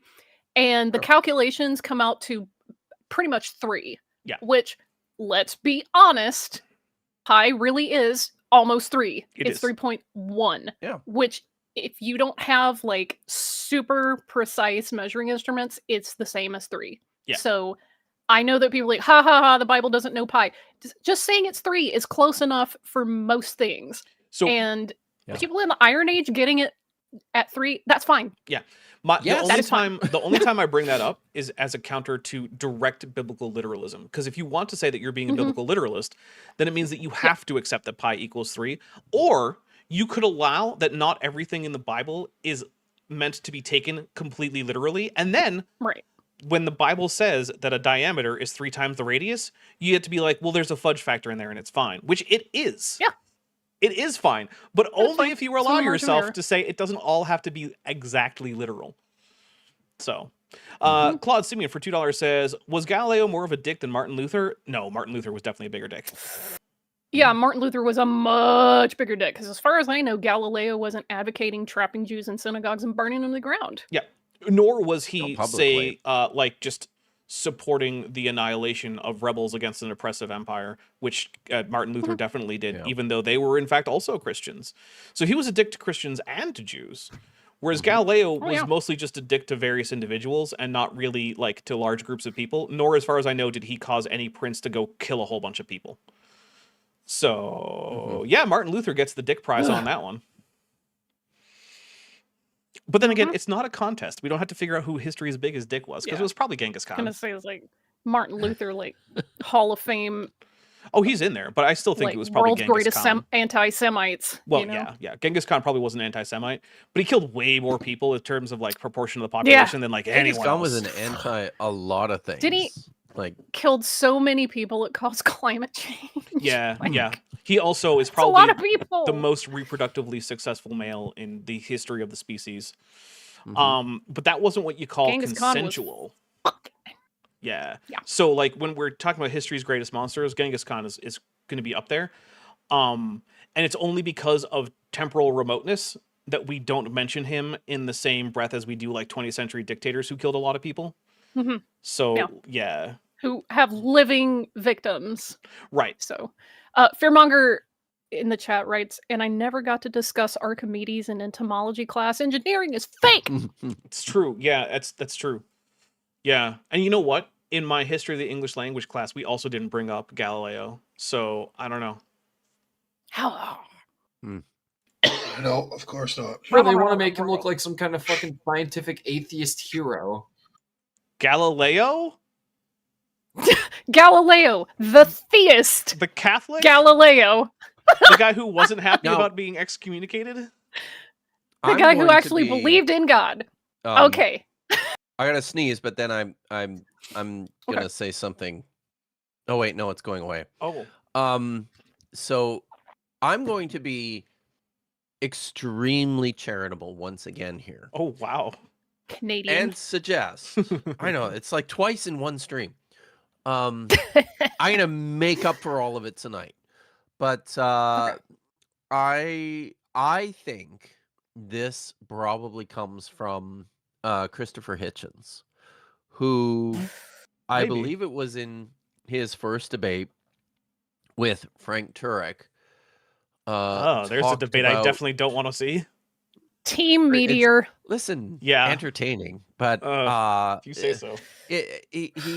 I believe he talked about how, and I think it was, I don't remember who it was, but it might have been, the cosmologist, the more recent was Stephen Hawking.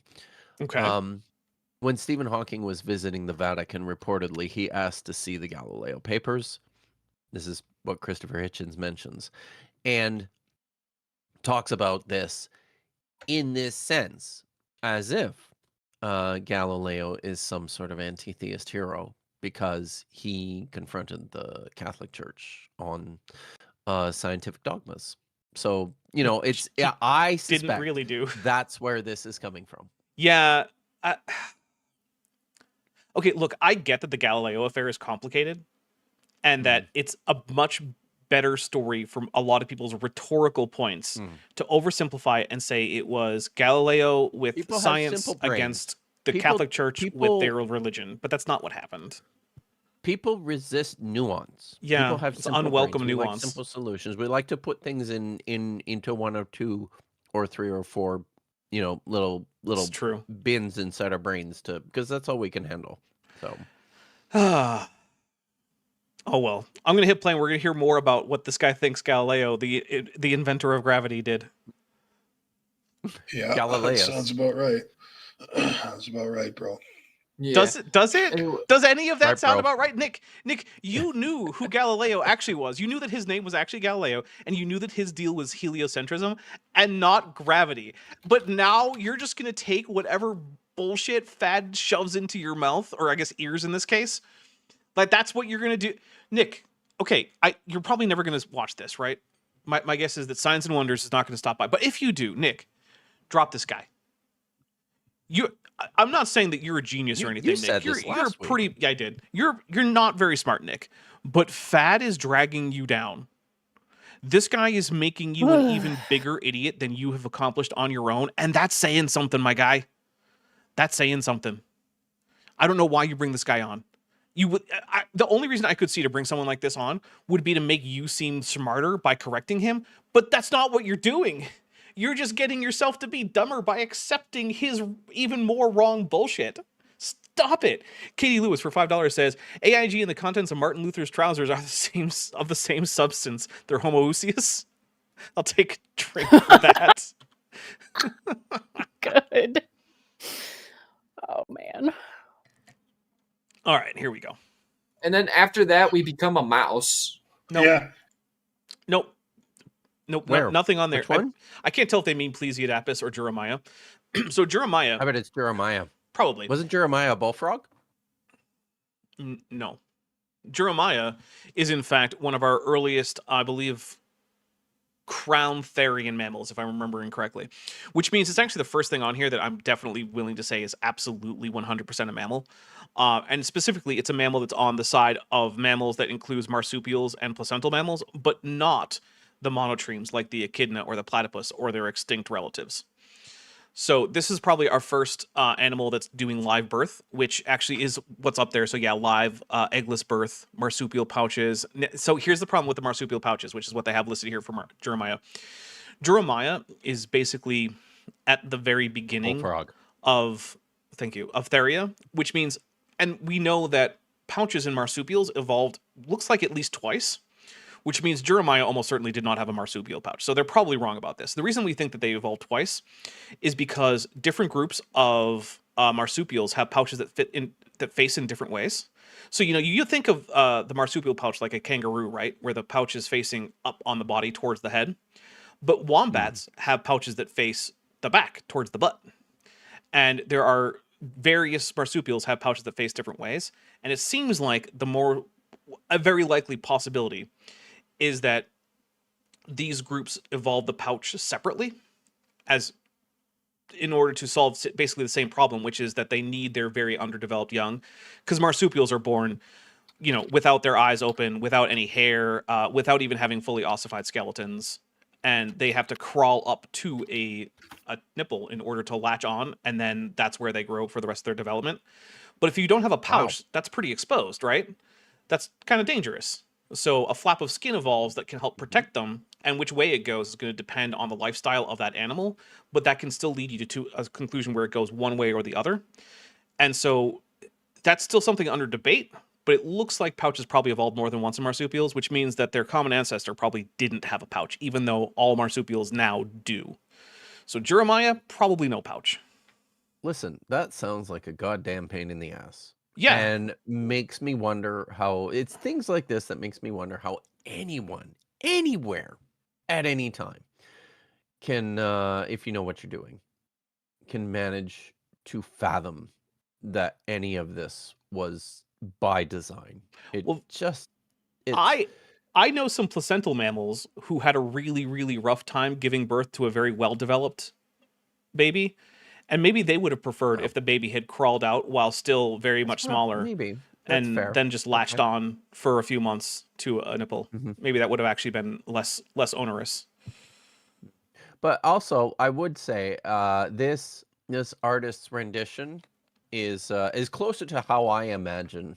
You guys, I don't know if you knew, but I've worked a lot with Jeremiah, and this artist rendition, because we have no depictions. Right. Some scholars even suggest that there was no Jeremiah. But I mean, we have the fossils of Jeremiah, so it seems like there must have been. The gasp. Yeah. So but this is very close to how I've always imagined Jeremiah. Okay. When he's just being a general asshole. Which he did a lot. I mean, he's certainly not on the level of I bet he's closer to the level of Galileo than Martin Luther. The Martin, well, maybe Martin Luther, I don't know. Listen, if you're gonna be a prophet, you have to make people uncomfortable with the status quo. I agree. And that frequently comes across as being a dick. I Doesn't don't mean know. you have to be. Seriously but though, usually I when you think- jolt people out of their, I guess, I think- laziness or their inaction, Jeremiah, it left-wing requires hero. being a tool. That's what I'm think- hearing. The most think so. successful prophets were much like the most successful politicians in that there is a pre-qualification there of some level of psychopathy, of narcissism, psychopathy, and general douchebaggery. Okay. That I don't know. I'm sure. I mean, it also happens with cult leaders. So yeah, right. Yeah, but the thing is you have prophets that are out there saying, hey, your religiosity is cute and everything, but if you're not feeding the poor and clothing and helping widows and orphans, your religiosity is shit, to be honest. If you're not being humble, then who cares if you're offering sacrifices all the time? I believe No at one one cares. point the explicit God doesn't reference care. was that the sacrifices were like used menstrual rags.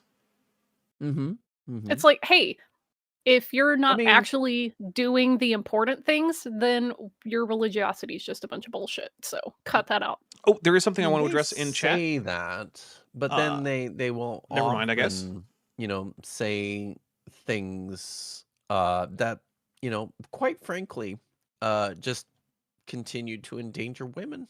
So Well, yeah, I mean, I'm not saying that they weren't misogynists or that they're consistent, in their values or that they would uphold, progressive values today. But I will give them at least the credit for when they do call out injustice. They get partial credit for that. All right, so the one thing I want to address in chat real quick, WC Deek, Dyke. I'm not exactly sure what to do with the pronunciation. I'm sorry. But basically, whenever they got rid of the names, everything got a lot more difficult. Says some marsupials, like the South American short-tailed opossum, do not have pouches today. That is true. However, because their closest relatives do have pouches, the most likely explanation is that they actually ended up losing pouches secondarily. So that seems to be the most likely case, because we don't have any groups of marsupials where pouchlessness is widespread among the group. And then some of the members of the group have unusual pouches, which would that's what you would expect if you had a group that was ancestrally pouchless. Then maybe a few of them had evolved pouches separately from the rest of the pouches. So it looks like those are probably secondarily pouchless, which is a little weird. Like, what pressures would have caused you to lose the pouch? I don't know. But that is what the pattern suggests. Unusual pouches would be a good band name. That's true. It would be. Yes. All right, let's see what else they have to say about Jeremiah. It literally looks like a rat or a mouse. Well, if you don't know what a rat or a mouse looks like, then yeah. But also, rats and mice, like I said before, kind of looks that way to me. But some of the most basal in terms of basic body plan, like you look at the skull, and no, they're very, very, very derived because all rodents are extremely derived in their skull. But otherwise, yeah, about as basic a mammal body plan as possible. So any mammal, on average, is going to kind of look a little bit like a rat or a mouse if you don't know what rats and mice look like with any detail. If you were to look at the skull, though, they would be very, very, very different. Let's get real here, right? These guys are not looking at, and they won't, because they don't have any interest. All they're going to do, this is it. This is all the information that they feel any obligation to consume. Yep, they don't even feel the need to look up the words they don't know. That's it. No, that's y'all. Metageeky in the chat says they lost their pouches. Are they women's fashion? Too real. Which actually, yeah, because only the females have pouches in the first place. So rough. Yeah, and that's one of the only conspiracy theories that I believe in, like unironically, is that women's clothing doesn't have pockets so they can sell us overpriced purses. I mean, that does make some sense. Yeah. But also, I will stand by this. Buy men's pants. Buy men's pants. Yeah, and that's another thing, is men's pants are sized according to measurement. What a freaking concept. Yeah. Look, by waist and length. If women's women pants aren't sized that way. Yeah, they have weird they have arbitrary nonsense sizes. It's vanity sizing. Yeah. You'll get 2, 4, 6, 8. They go by odd numbers, even numbers. They get like 5, 7, 0, like petite, extra small. Like, you never know what you're getting. Boy. Yeah, you just never know. Here's one thing, right?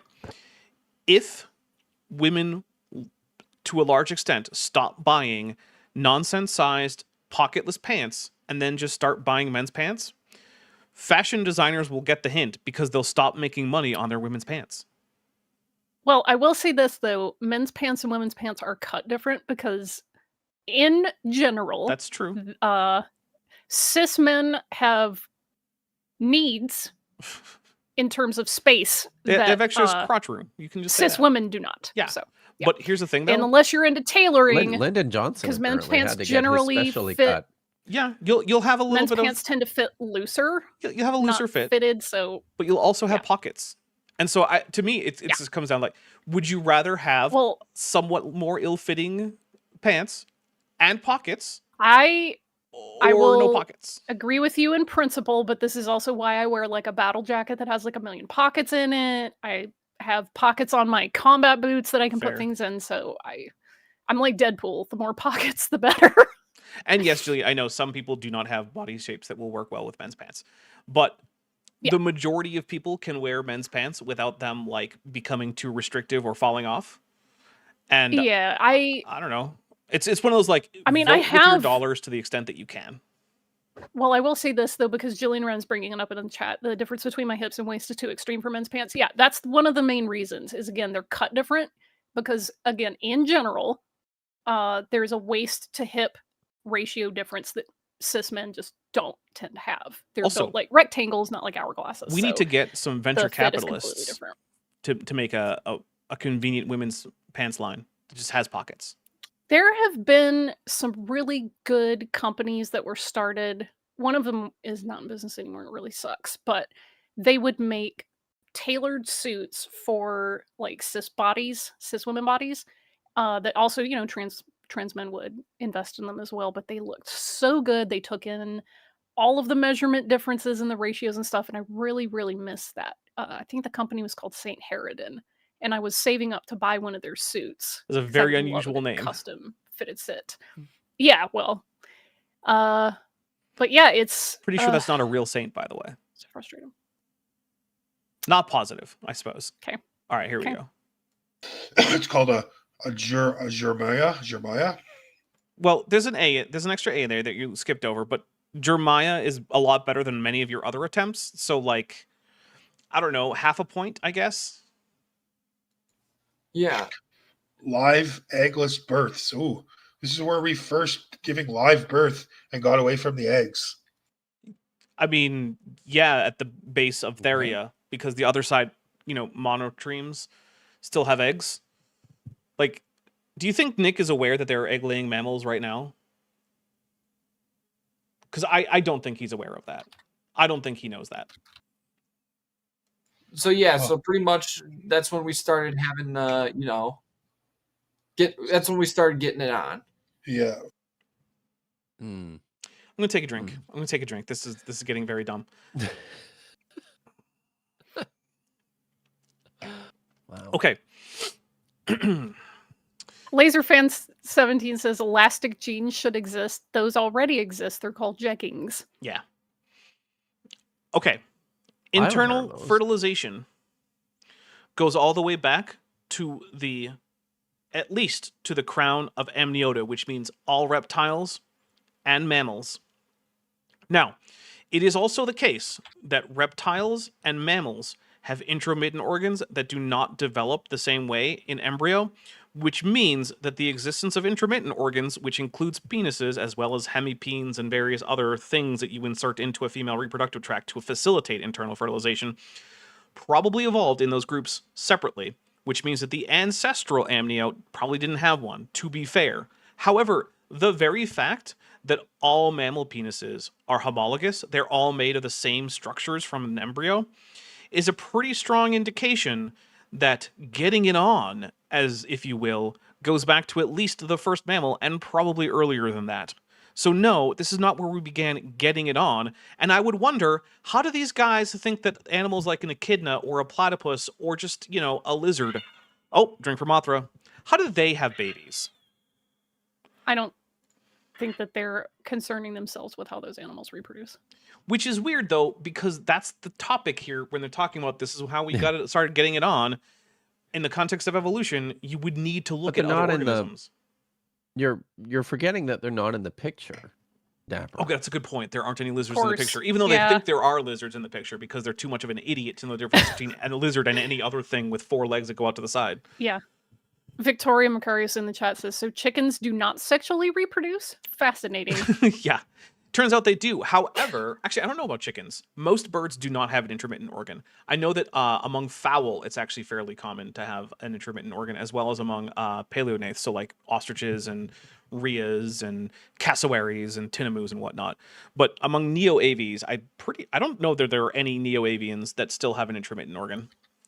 They conduct their internal fertilization by what's called a cloacal kiss, which is just shoving their cloacas at each other, and then the male releases enough seminal fluid and spermatozoa and whatnot. Cool. And and then interestingly, the female bird generally can store that and choose whether or not to use it or expel it, and therefore can mate with a bunch of males and pick which male she would like to actually fertilize her eggs, and also delay fertilization until a good time.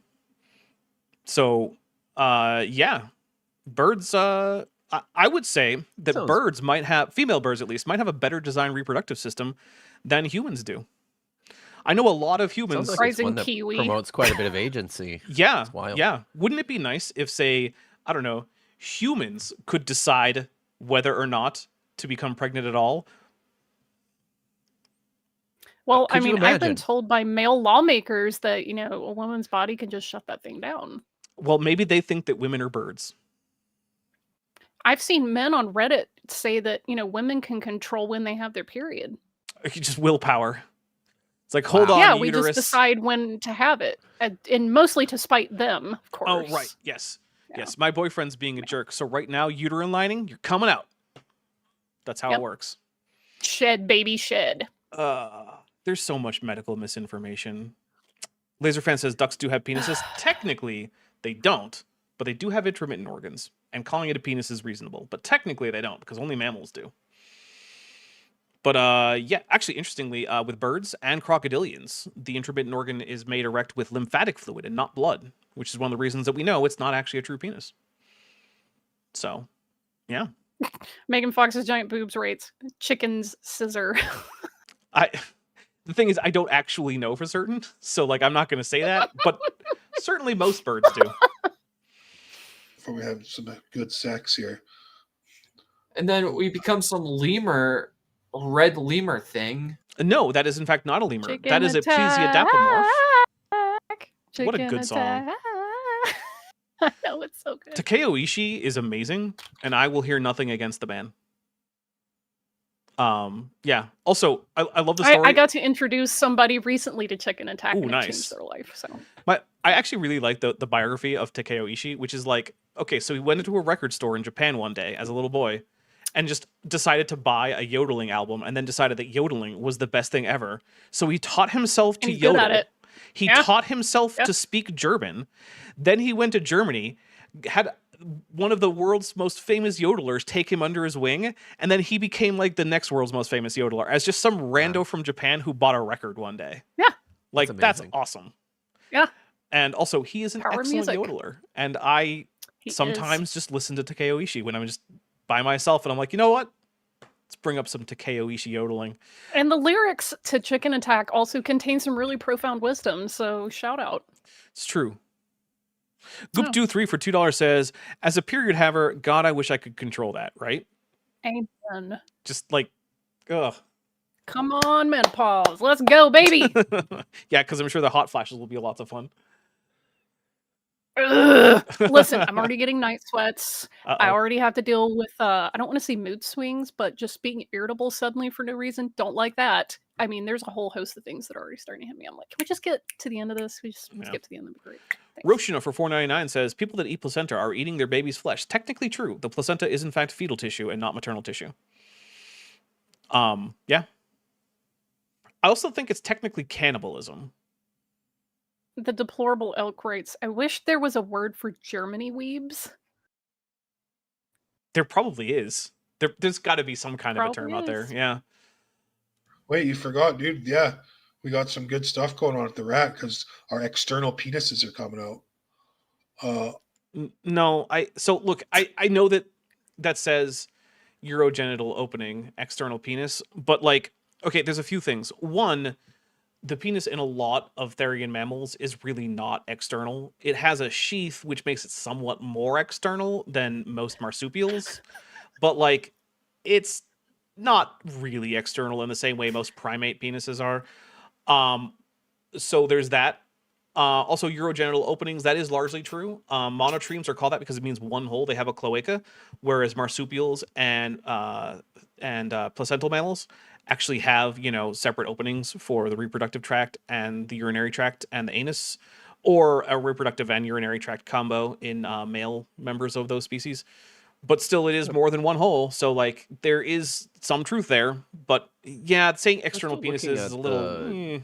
Oh my god, amazing! Jeremiah here, aren't we? Yes, we are still. Well, they mentioned Plesiodappus, which is our first primate. Right. Yes. They called it a lemur, but then they jumped back to Jeremiah because they hadn't finished reading all the green text.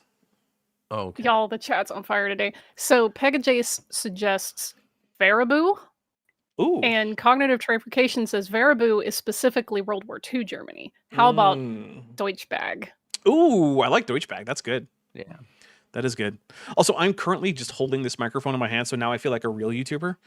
The only way to make it better is if I were holding a lav mic in my hand. That would make it even better. Like yeah. this, holding the clip. Yeah. With just the two fingers. God. Yep. Live eggless births, marsupial pouches, nipples, placenta. Nipples is probably accurate there. Only therian mammals have nipples. Monotremes do not. They actually have milk lines where glands on the skin exude milk, but they don't actually have specialized structures. Sweat milk. It's basically, fine. Yep. And then their young lick that up. Whereas the idea of having like concentrated mammary glands that end in a particular like nozzle-like opening, yeah, that's only unique to marsupials. Nozzle-like opening. What don't describe nipples that way. No, that's how Am I would wrong? describe it. How would you describe it? You go ahead. Feels apt to me. You describe it. Yes, help us out, Vish. Nozzle. Give us the better option. What's your Seriously. phrasing? Yeah. There's a word that describes what they are perfectly, and it's called nipple. Yeah, but when you're trying to describe what that's like, you have to use a word that isn't just nipple. Well, considering that both male and female humans have them, you shouldn't have to describe what they're like. You can just say that thing on your chest with the pointy end. But these guys are idiots. They don't know what those are for. Of course, that's right. And they've probably never seen a woman's breast before in their life, so yeah. At least not consensually. Port. Nice. External penises, anal, and urogenital openings. Oh yeah. Do you know what any of those words mean, Nick? Do you know what a urogenital opening is, Nick? No, probably not. Really good. That's where the good stuff started. And then we move on to a lemur thing. It's called a placepitus. He's watching porn. Oh yeah. Placepitus, huh? Dapper, guys. Just try. I'm taking another drink. It's not that hard to just try to look at every letter. You probably learned how to do this in like 3rd grade. Now sound out the word, Timmy. Oh, wait, you skipped a letter. Go back. Yeah. That's all I'm asking you to do. Phonics in school anymore. I've seen people discussing the fact that this just isn't a thing in a lot of modern schooling, and that really makes me despair for humanity. I mean, look, phonics is only so useful for English, but it's really good for getting your feet under you when it comes to reading. Because most of the time, phonics is going to steer you right. It's not always, but it's going to be pretty good. I'd say probably like 70% of the time, you're going to be okay if you're sounding out words. All right, well, I'm going to hit play after Plazadapis or whatever they said. He got nothing. It does nothing pretty much. It actually did get a lot of things. One of them being an opposable thumb, the transition from claws to fingernails, so that the actual claw structure, because your fingernails are analogous to claws, but rather than surrounding the entire digit at the distal end, it now actually comes from a specific cuticle only on like the top right there. That's a difference right there. Also, possibly trichromacy coming in at Plesiodapis, because only primates among mammals are, at least they're one of the very few mammal groups that have trichromacy. I can't say for certain that they're the only ones, but most mammals have dichromatic vision. So there's that. Because, guys, I know that this is going to be a surprise to you if you ever watch this. This chart does not contain the sum total of evolutionary biology knowledge. Believe it or not. I'm going to take another drink because I need to. I got to take a drink. Metageeky writes, reading fluctuates between whole word versus phonics instruction in the USA. Both are the worst. You need to teach a blended approach. Yeah, I would agree. Yep. All right, we're going to get a little bit more of these guys in, and then we're going to give Kip, like, I don't know, 15 seconds or so to tell us what he has coming up. God damn it. Just a weird looking, I don't know why it's there. It's such a change. It's there because it's the first primate. That's why it's there. And when I say it's the first primate, what I mean is it's our most basal primate that we've ever found, and it's our earliest primate that we've ever found. But that's why it's there. It represents the transition from just general theria to primates specifically. You know, the order you're in. That's what that's for. It's because it's where the order that humans are in, primates, shows up. From here on in, everything else is going to be a primate. And that's our first primate on the list. Okay. Oh, these guys are... These guys, they're getting to me a little bit. Now, possibly that's because, you know, I'm just lately a little bit more on the irritable side because everything's on fire. Even when it's iced over, especially when it's iced over. But let's take another drink for Mothra. Okay, Kip. Yeah. You got 2.5 minutes. Go. Oh, good. Thank God. So I am streaming tonight. I'll talk about that at the end. I stream every Thursday at 5 o'clock Pacific, 8 o'clock Eastern. It's my Hebrew stream. We go for an hour. There's a special guest. It's super fun. It's never salacious. And then we stream every Friday at 2 in the afternoon Pacific, 5 Eastern with Vish. Quite often we have a guest, so I don't know what we're doing yet this weekend. I will be on Better Than Embers channel on Thursday morning at whatever time in the morning that is. I think it's 8. I think it's 8 o'clock a.m. Pacific, which is like 11 Eastern. So look for that. And then tonight is Budget Scripture Saturday with Nitty and Dr. Tapioca Weasel at 7 o'clock Pacific, 10 o'clock Eastern. Nice. It's quickly becoming like my favorite show. Oh, But, wow. It's I know it's of the ones that I do. Yeah, I have exactly, for different Kip. reasons, Come right? on. It's fun. It's the You only most got a fun. minute or so left. You better So keep going. it's I mean, we drink, or at least I drink, and Nitty, because he doesn't drink, will usually find a non-alcoholic beverage, and Tap smokes a lot, and we look at bad Bible videos and laugh our asses off. So it's pretty good. It's very light. It's very fun. Come and hang out with us if you're not sleeping. Is that it? I think that's it.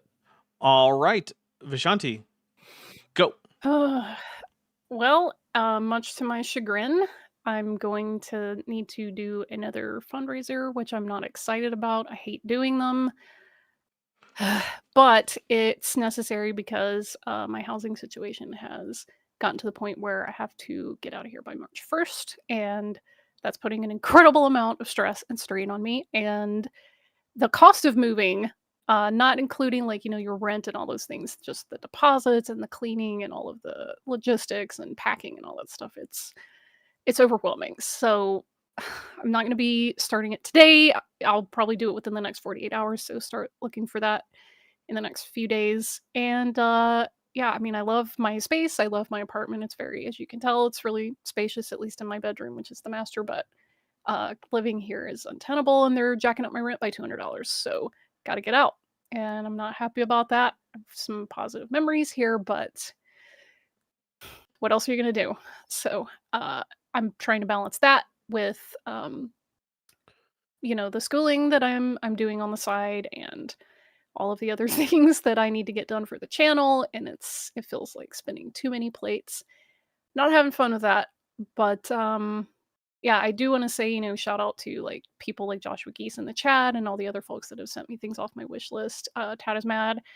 You all have helped me at least get some organization done and being able to tackle some of the logistical stress. So I'm very appreciative of that, and I want to say thank you. So that is pretty much the spiel for me. Well, normally I'd say awesome, but yeah, none of that's really awesome except for all the help that people have been handing out. So I really do appreciate yes, that. That part is awesome. Everything else is shitty. So depending on how the fundraiser goes, we may do a stream dedicated to supporting it. Of course, if it reaches a goal real fast and there's no need to, then we won't. But there's a fair chance that we'll do some kind of special stream. Yeah, that's something I'm also planning to do this week, either on my channel or other people's channels. Maybe doing some live reacts, live debunks. I may go through like a session where I'm working on scripting, and you guys can give me your feedback as we go or recommend resources for the topic that I'm working on. So yeah, it could be a collaborative thing, just kind of whatever the vibe is that y'all want to do. So all right, so what is coming up here on this channel as well as my other channel? So on let's see, Tuesday we've got Jackson with Jackson coming up. Then on Thursday, so Jackson, by the way, is at 6 p.m. Eastern, 6 p.m. Pacific, 9 p.m. Eastern. Then on Thursday, we've got Ptolemy versus Reality, Catholic Geocentrism Part 2. That'll be at 11 a.m. Pacific, 2 p.m. Eastern. Then on Friday, the plan is more Star Trek Adventures. Star Trek Endurance is the name of the show. It's over on Top Hats Off. Kip will probably be there. Oh, yeah, right. I forgot that one. Yep. Kip will probably be there. I'm going to say probably because everyone who says definitely is sometimes wrong. But I think the chances are very, very, very high that Kip will be there. I had 15 minutes between the end of my stream and the beginning of Star Trek. You were there in a very Endurance. timely fashion. I was, but I went downstairs after my stream was ended, and my kids were here along with my grandbaby, and it was in that moment I was like, God damn. Well, I can't. appreciate you So- I have to go. prioritizing quick, us. Okay. because it came up in the chat. I forgot to mention this. So if you don't know, here's what's going on with my housing situation. It's not just the jacked up rent and all the stuff. I did have 2 roommates. One of them moved out in December. So they've, kind of gave us at least some notice. And then the other roommate just abandoned the property and fled out of state and left me holding the bag for all of the rent, all of the bills, all the utilities and the costs and cleaning. They left half the shit in their room. So I'm having to clean a, 3-bedroom, 2.5-bath apartment by myself. I'm having to do all of the boxing and cleaning and all of the things solo, which is part of why I'm so freaking stressed out. So it's infuriating, but I'm too stressed to be angry. If I have any time to myself where I try to process my feelings, I just get so upset, and I don't have time for that. I have to focus on just doing things. So if that's why I've seemed a little bit off lately, that's why. Well, the other last thing I have is next Saturday we should be back. We did not get past 3 minutes today. We only got to 2 minutes and 40 seconds. So we went under today, but that's okay.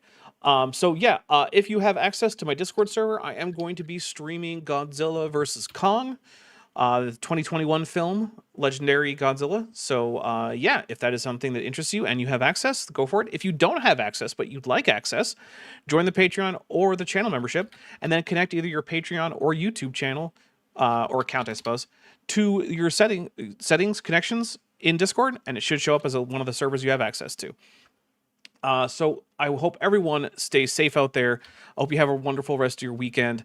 Also, looks like that ICE has murdered someone else. So fuck those guys. I hope they all die in a fire. I'm getting out of here. ICE must be abolished. Hey, before you leave, I just want to take a second to thank my patrons and channel members, especially those pledging $20 or above.